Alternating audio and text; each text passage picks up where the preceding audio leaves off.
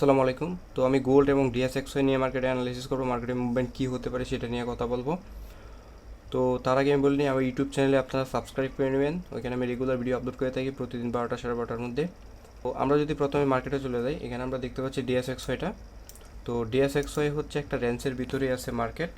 তো এই রেঞ্জটা যদি মার্কেট নিচ দিকে ব্রেকআউট করতে পারে, তাহলে মার্কেটটা বলতে পারি যে আমাদের নেক্সট পরের স্ট্রং সাপোর্ট জোনে আসতে পারে। এখানে হচ্ছে ডিএসএক্সওয়াই আবার মার্কেটটা উপরের দিকে উঠতে পারে। এখন যদি আমরা গোল্ডটা অ্যানালাইসিস করি, তাহলে আমরা গোল্ডে যদি চলে যাই, তার মানে আমরা গোল্ডে দেখতে পাচ্ছি যে এখানে একটা মার্কেটের চার্ট প্যাটার্ন তৈরি করছে। তো এখান থেকে চার্ট প্যাটার্ন তৈরি করার পরে মার্কেটটা যদি উপরের এই রেজিস্ট্যান্সটা ব্রেক করতে পারে, তাহলে আমরা বলতে পারি উপরের রেজিস্ট্যান্সটা পর্যন্ত মার্কেট যাইতে পারে।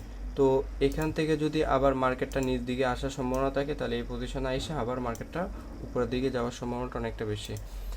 তো আর যদি মার্কেটের এই সাপোর্টটা মার্কেট ব্রেক করতে পারে নিচ দিকে, তাহলে মার্কেটটা নিচ দিকে আসবে। যারা লং টার্মের জন্য বাইসেল করে থাকেন, তাদের জন্য এখন ওয়েট করা ছাড়া কোনো উপায় নেই। তো দেখতে হবে যে মার্কেটের মুভমেন্টটা কী করে।